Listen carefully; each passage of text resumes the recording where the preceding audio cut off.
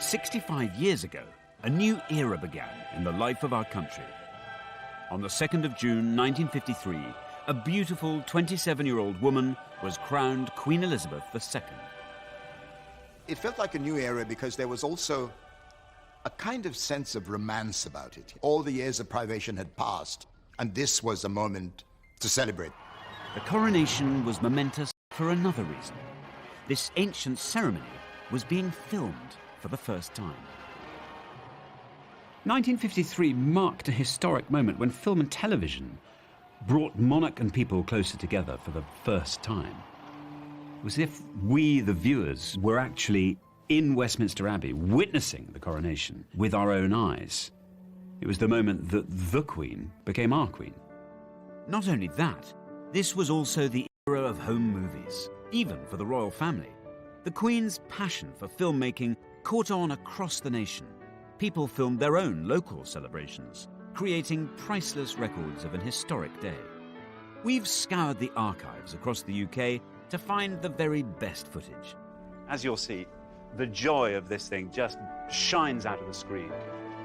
To celebrate the 65th anniversary of the coronation, we're going to see these amazing films and hear from royal insiders who played a crucial role on the Queen's big day. I remember how glamorous the Queen looked, this radiant figure. The Queen turned round and said, "Shall we go, girls?" 1953 marked the beginning of a new and closer relationship with the royal family. This was the Queen's coronation, but it was also the people's coronation. In my eyes, it was wonderful and the most spectacular day of my life. The coronation of Queen Elizabeth II was a day of national celebration, a moment of glorious technicolor after the dark days of the Second World War. The romance of the coronation captured everyone's imagination. Actor Michael Crawford was 11 years old at the time. This brought our country together. It's very stirring and moving and brings out great pride. This is ours. It's our Queen. Michael was so excited that he made his own scrapbook, painstakingly recording each coronation detail. Everything I could find in the newspapers, I cut out. Beautifully done. It was obviously a passion. Look, that is pure Hollywood. But this is my favourite photo. This was the beginning of this amazing dedication of her life to this country. But this moment of national euphoria followed a moment of profound national sorrow. The heart of the nation stops. The flags lower in tribute as the news spreads. The king is dead. King George VI's unexpected death, at the age of only 56, sent shockwaves across Britain and the Commonwealth. The news was greeted with dismay, as far away as Trinidad in the Caribbean, where broadcaster Trevor MacDonald grew up. I remember the day the king died, and it was announced in a fairly kind of solemn but abrupt way. And that was the end of the day. And I don't remember how many days we were off school, but that was a moment of great, great, great sadness. Britain and its Commonwealth were in mourning, but few felt the loss more keenly than Princess Elizabeth. She'd always been devoted. The king is laid to rest, and the majesty of death ends with a family beginning its life anew. A young queen takes over the burden of monarchy. At the age of only 25, Elizabeth had to cope with new responsibilities. God save the Queen. There was this young English princess who was taking on what everybody thought was the enormous task of being Queen of England and also of the Commonwealth. And that struck a deep, deep chord with people. Everyone wanted a sunny day for the coronation, and after consulting meteorologists, it was decided that June the 2nd, 1953, was the best bet. As soon as the date was announced, coronation fever began to grip the country. Actress Alison Steadman was 6 years old at the time. I grew up in Anfield, in Liverpool. It was a small house, but we had 3 bedrooms, little garden at the back, where my dad grew vegetables and rhubarb. There was still rationing when I was a child. There was a lot of bomb sites. The build-up to the coronation was so exciting. I probably would say it was one of the happiest periods of my childhood. Excitement was also sky high in Bethnal Green in London's East End, where entertainer Len Goodman lived with his family. Back then, they didn't make such a hullabaloo about things, but everywhere there was this buzz of excitement, of anticipation. The Queen's coronation was a big deal. Organisers was littered with bomb sites. Materials were in short supply. Even so, every detail had to be meticulously planned. Models were built to show the Gold State coach would travel from Buckingham Palace to Westminster Abbey. English monarchs had been crowned here since 1066. The Abbey normally held 3,000 people. This time, it would have to accommodate 8,000 guests.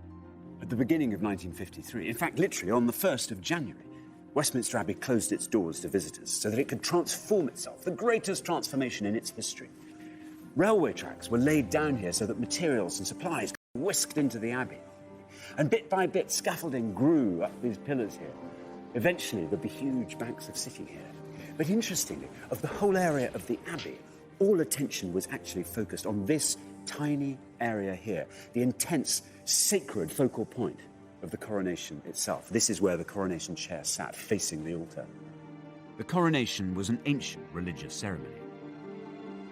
How much of it people should see was a big issue for everyone involved, especially for the people at the heart of the ceremony, like the Queen's maids of honour. With the advent of television, there was a lot of argument about whether the coronation should be shown on the television or not. And there were two camps. In one camp were establishment bigwigs, including the Archbishop of Canterbury, the Prime Minister, Winston Churchill. They wanted a private ceremony. In the opposing camp was a moderniser, the Duke of Edinburgh. He was in a powerful position, both as the Queen's husband, but also as the chair of the commission overseeing coronation preparations. The forces of modernity, led and championed by the Duke of Edinburgh, were saying, bring the cameras in. We have to shed light on this. We have to share this celebration, not just with Britain, but with the rest of the world. The Duke of Edinburgh understood the power of film and television. In 1951, he'd even appeared on the big screen himself. What do you want to see me about? He'd used the power of film to campaign for playing fields for inner city children. Well, come on. What is it? For months, the arguments raged, but eventually, the Duke won the day. The coronation ceremony would be filmed for the first time. It was nothing less than a royal revolution. The Queen's coronation was one of the most dazzling events ever staged. You know, seeing a crown with those jewels on and those clothes and the golden carriage, it was... The sense that these were exciting times. Newspapers called it the new Elizabethan age. We were looking to the future. We had this, you know, lovely princess who was now becoming a queen. So life was going to be good. This new age would start with a burst of pageantry. Each detail was painstakingly rehearsed. The Queen's young cousin, Prince Michael of Kent, took part in the practice runs for the big day. The coronation was the most extraordinarily exciting thing, especially for a small boy of about 10 or whatever I was. When we all knew the coronation was going to take place, I was at prep school in those days, and we talked about coronagers and how splendid it was and what fun it was. The rehearsals were splendid because I had to walk, as did most of my family, the whole length of Westminster Abbey to get to our pews. And of course, to start with, the rehearsals were in ordinary clothes. And then as you got nearer to the day, you found yourself in all your finery. Now, I had a very, very smart kilt outfit. Rehearsals were daunting, especially now the ceremony was being filmed. It was particularly nerve-wracking for the 6 young women who'd been chosen to accompany the Queen, her maids of honour. In some ways, It felt quite frightening, but as the time got nearer, I became even more frightened when I discovered it was going to be filmed worldwide. We kept thinking, wouldn't it be awful if you fell over or tripped or fainted was the big fear. Banks of cameras would film the Queen's every move. One of the cameramen in Westminster Abbey was 27-year-old Sidney Samuelson. Sidney had a critical mission. He had to capture the precise moment that the Queen was crowned. You must have been aware that you were at the centre of the most important event of that day, that year. Although I was relatively young, it was the most marvellous assignment of my life. I was in a soundproof booth to keep the noise of the cameras inside the booth and not interfering with the coronation. The noise of this camera was such that you had to be in a soundproof box. Would you like to hear the noise? Yeah, I'd of love the to. camera? Let's hear it. What do you think of that? I see. It's not ideal, is it? Every cameraman in the Abbey, they'd never done anything like it before in their lives. Film footage shot inside the Abbey would be shown not just in Britain, but all over the world. People throughout the Commonwealth would see the celebrate the occasion, Elizabeth Coronation.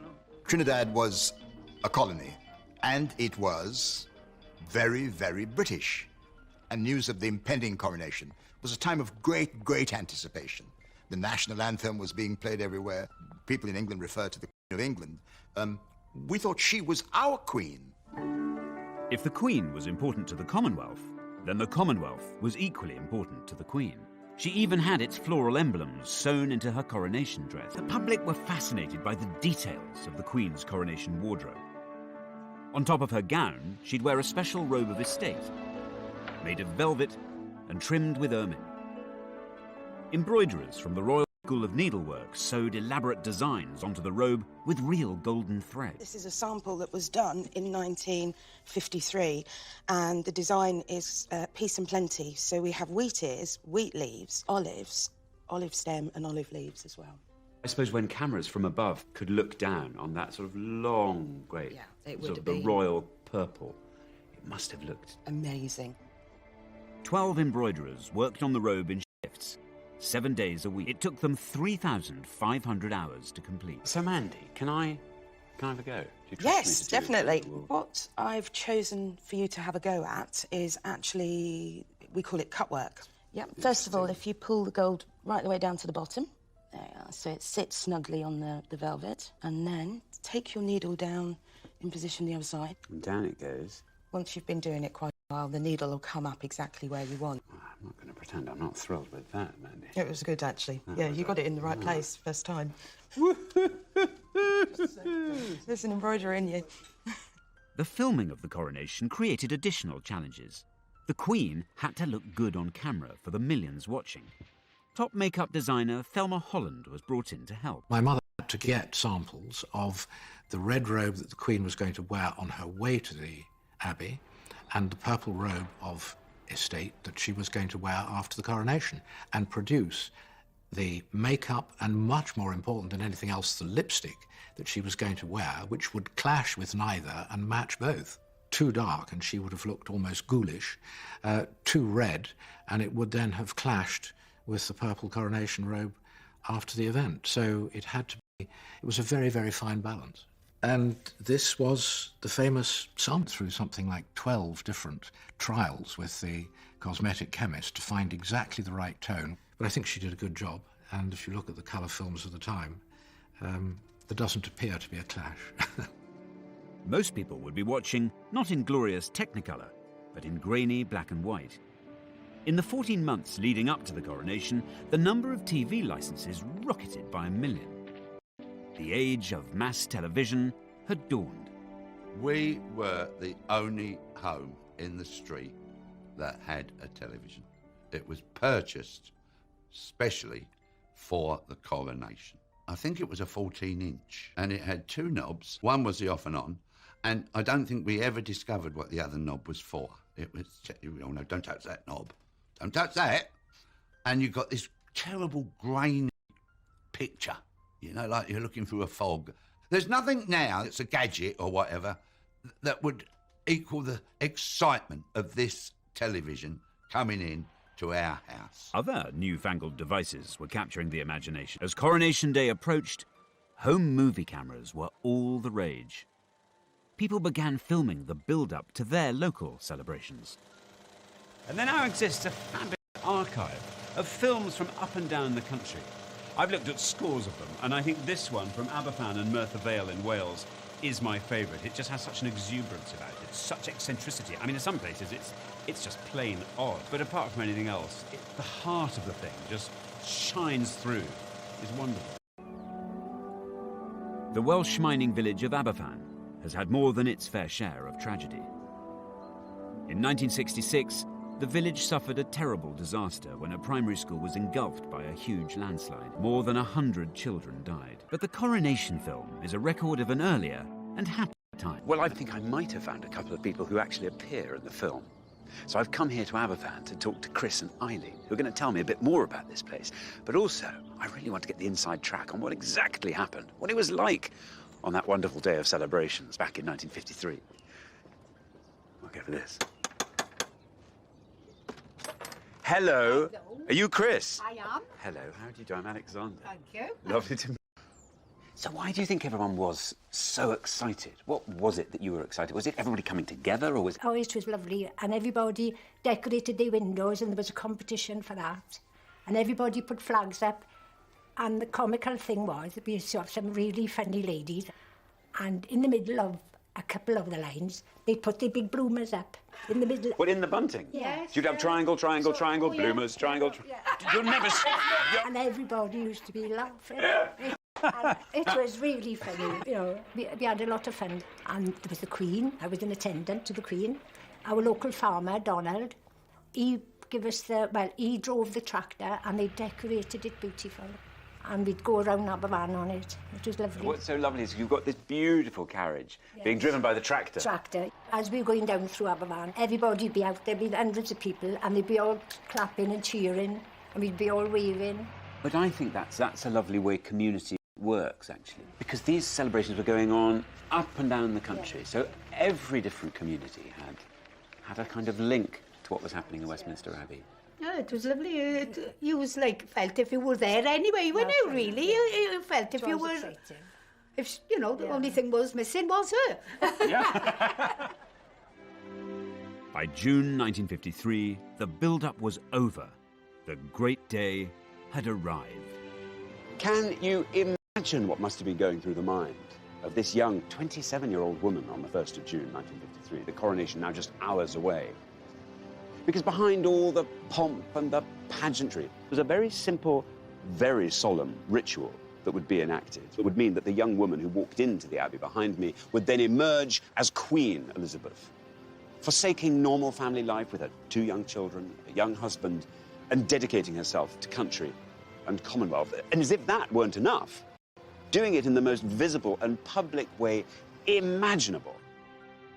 Millions waited with bated breath for a day of pageantry, the like of which the world had never seen.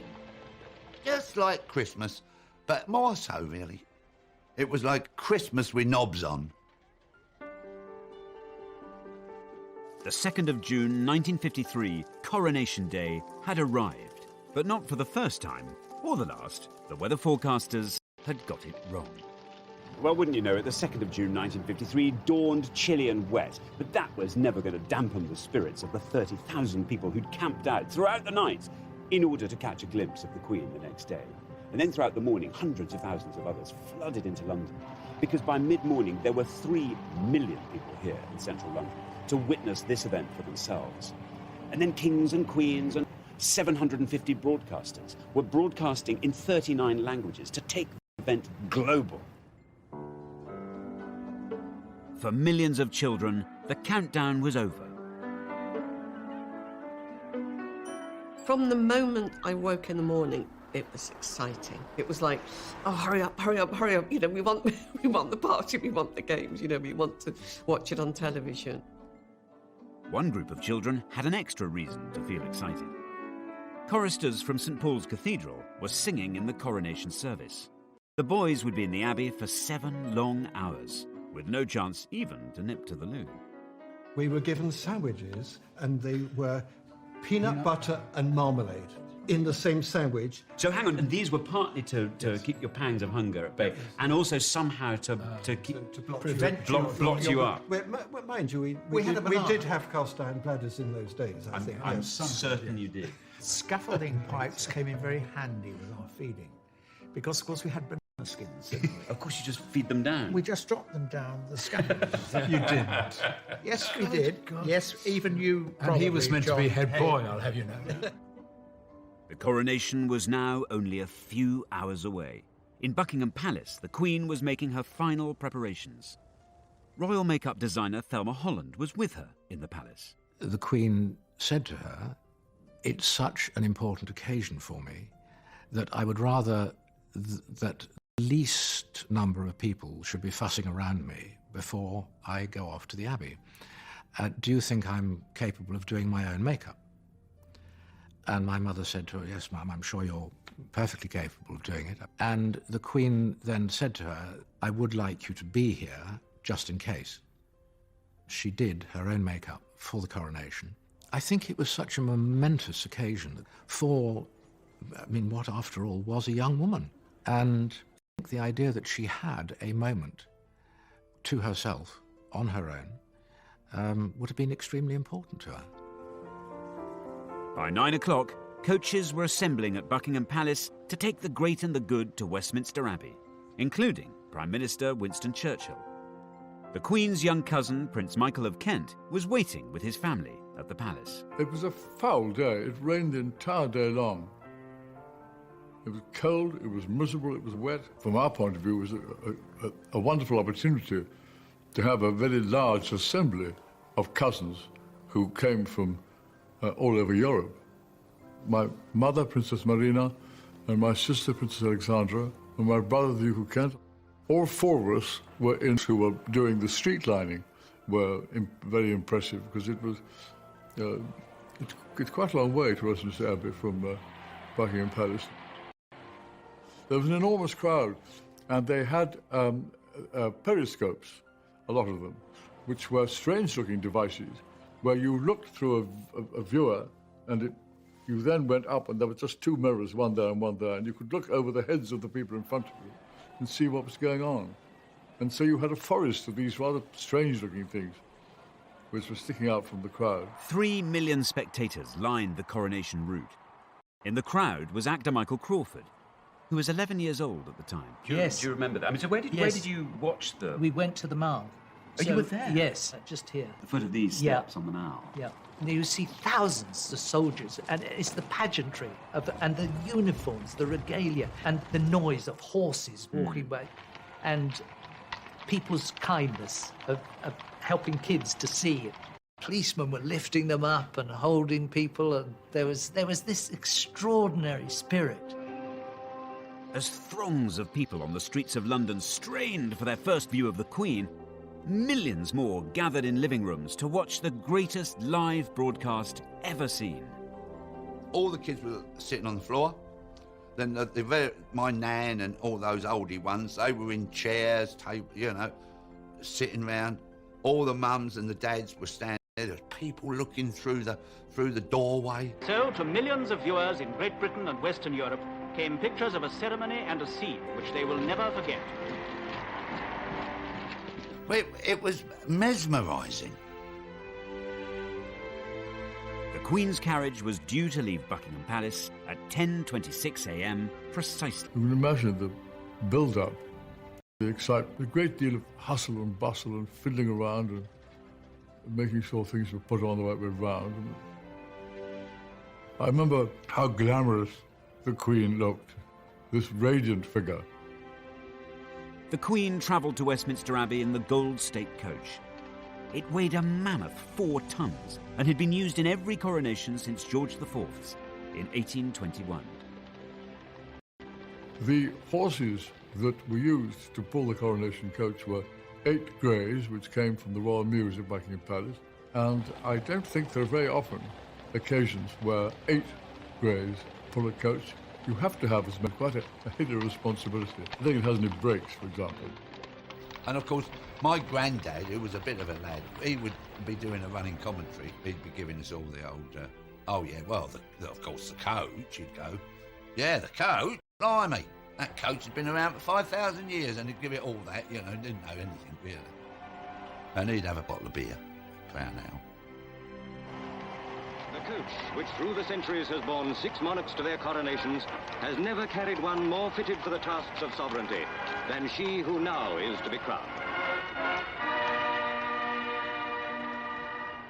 Waiting at the entrance to Westminster Abbey were the 6 young women who had helped carry the Queen's coronation robes, the Maids of Honour. I was one of the ones to take her out of the carriage when she got to the Abbey, and she didn't appear to me to be in the least bit worried. The Queen turned round and said, "Shall we go, girls?"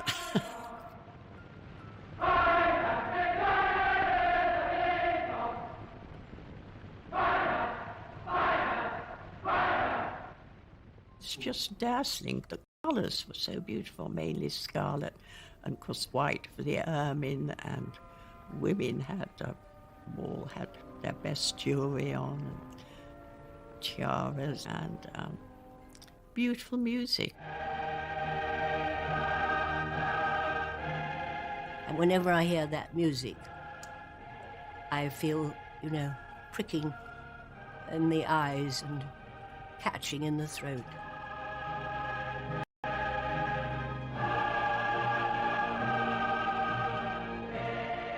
The only time we were separated was when she was anointed. She went and sat alone in the chair. Anointment was the spiritual heart of the coronation. This sacred ritual dated back 3,000 years. The monarch's head, hands and chest would be crossed with holy oil. The anointing was so sacred that the cameras were not allowed to film it. And here, in the most mysterious of the rites of coronation, the Archbishop anoints her with holy oil and consecrates her to her great office. A gold canopy was held above the Queen, shielding her from view. To me, it was incredibly moving because she was giving up her life. She looked vulnerable and young, and one felt that she was taking on a huge burden. Once they'd done that, they put on her robes again, and then the crowning took place. Filming the crucial moment when the crown was placed upon the Queen's head was the shot assigned to cameraman Sidney Samuelson. The last and grandest symbol of all to see. I knew that that was the key shot, so I prepared for it.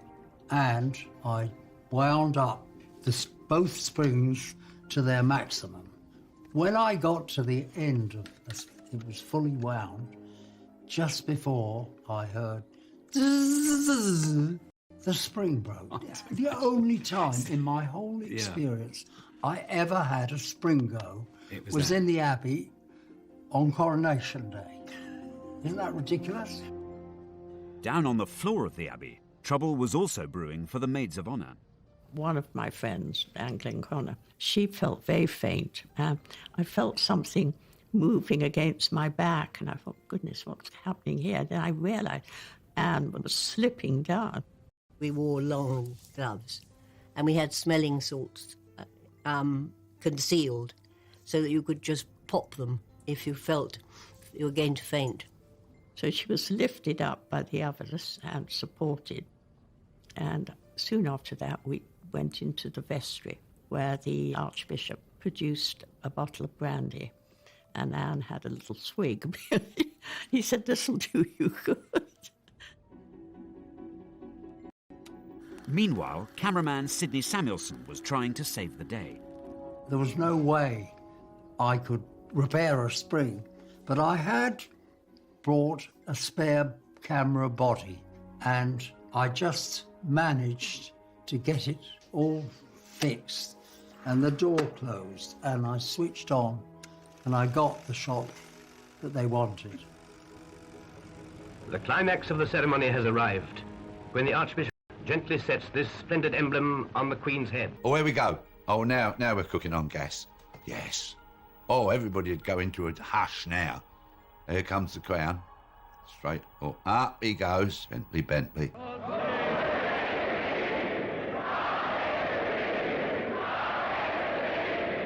And the trumpets sound.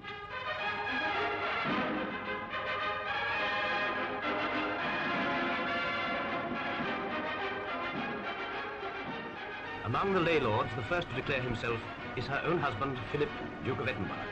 Rising, he kisses the Queen's cheek and touches the Queen's crown in token of his readiness to help her bear its burden. In 1953, however, there wasn't just one Queen being crowned, there were dozens. Replica coronation ceremonies were held in towns and villages across the country. In the Mud Queen. Now then, so much to ask you about. Tell me all about your coronation here in Blackburn in 1953. How did it come about? How were you chosen? They collected all the names. Yeah. And the names of the kids that were for fairies and all the rest of it. And they put them in this big barrel. And then it's like a sort of tombola, all the names. Christina's big day was captured in beautiful colour film. It's a record of the pride which Blackburn took in its royal celebrations. In the weeks leading up to the coronation, a local schoolmistress put Queen Christina and her entourage through their paces. What happened in the rehearsals? What were you taught? Everything. I taught you how to wave and... Show me your wave. That's the wave. Have I got it right? Oh no, I haven't got the. No, I've not nothing. Oh right, three. I'm not sure. I couldn't be queen. Can't. And she had you waving. What else did she get you to do? Walking up the stairs. What? I'd walk up the stairs regally. Regally. So when it got to the day, I mean, were you? You must have been really nervous. Yeah, well, we're getting quite excited about it. Yeah. How many people were there? Oh, there were hundreds here.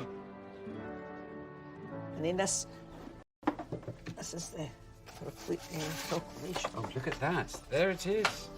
The townsfolk and good neighbours of Blackburn are desirous of having a queen to rule over them in matters of joy and festivity during her reign of office.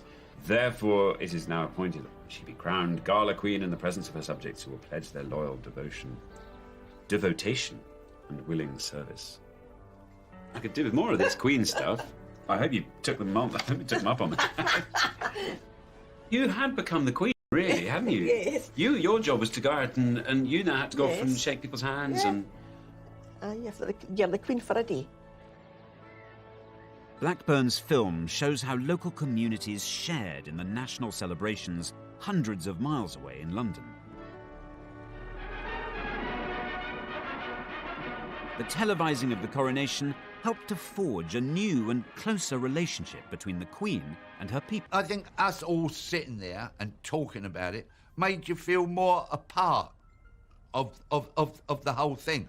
But to all intents and purposes, I know we're sitting in E3, but we are watching Westminster Abbey. We're watching it. You know, we're there. Wonderful.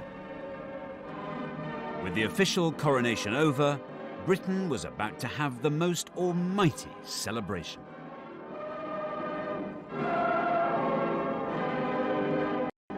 She was a pretty young English rose.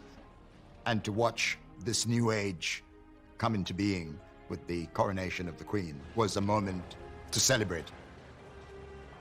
It was a wonderful day and a wonderful occasion, and amazing to think we're here all these years later. The coronation of Queen Elizabeth II took a mammoth 3 hours. But by early afternoon, the ceremony was over. She was smiling like anything.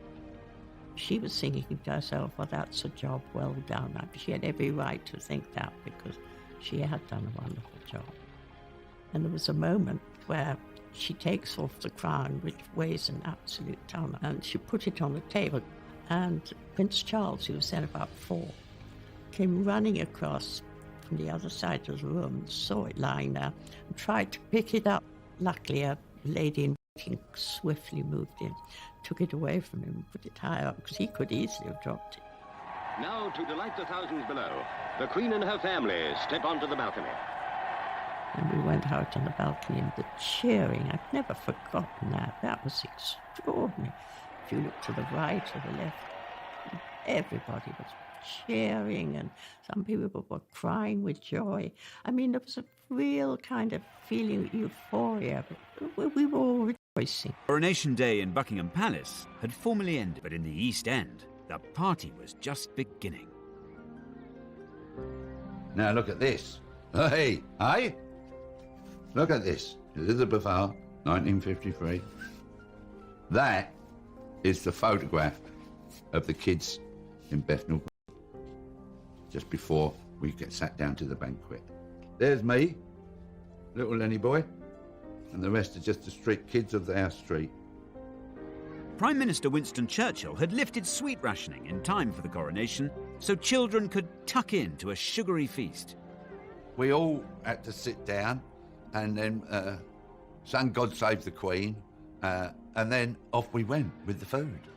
And course after course. It was, honestly, it was like a tasting menu. Oh, salmon, sat up, yeah. Salmon sandwiches, how posh. Gorgeous.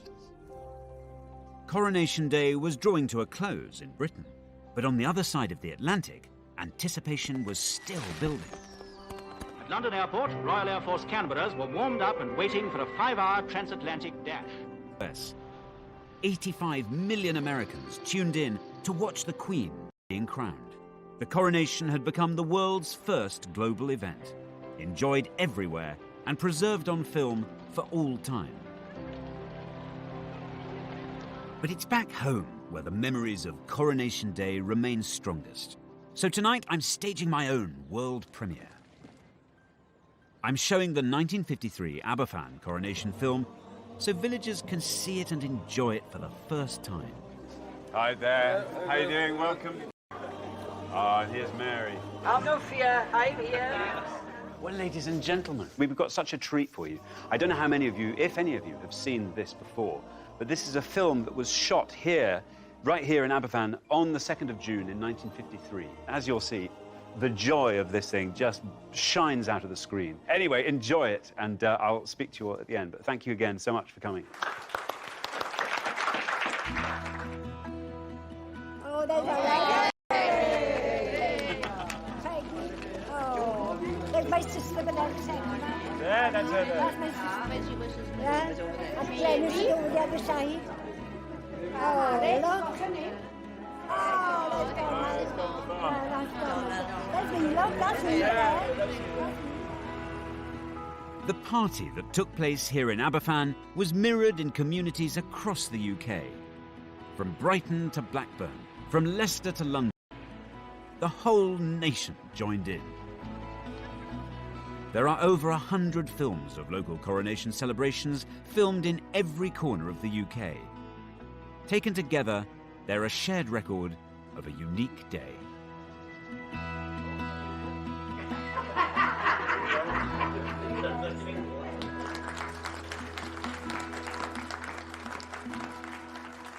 Now, splendid, solemn and glorious though everything happening in Westminster Abbey was, it occurs to me that something even more magical was happening up and down the country.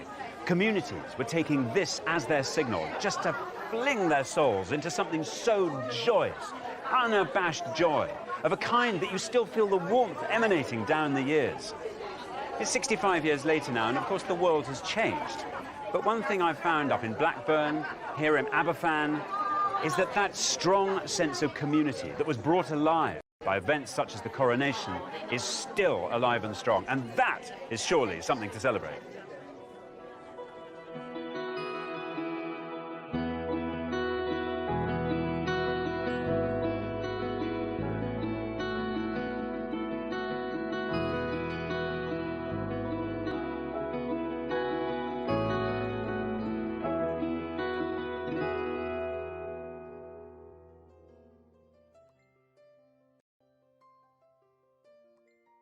Three was the best bet. As soon as the date was announced, coronation fever began to grip the country. Actress Alison Steadman was 6 years old at the time. I grew up in Anfield, in Liverpool. It was a small house, but we had 3 bedrooms, little garden at the back, where my dad grew vegetables and rhubarb. There was still rationing when I was a child. was a lot of bomb sites. The build-up to the coronation was so exciting. I probably would say it was one of the happiest periods of my childhood. Excitement was also sky high in Bethnal Green in London's East End, where entertainer Len Goodman lived with his family. Back then, they didn't make such a hullabaloo about things, but everywhere there was this buzz of excitement, of anticipation. The Queen's coronation was a big deal. Organisers was littered with bomb sites. Materials were in short supply. Even so, every detail had to be meticulously planned.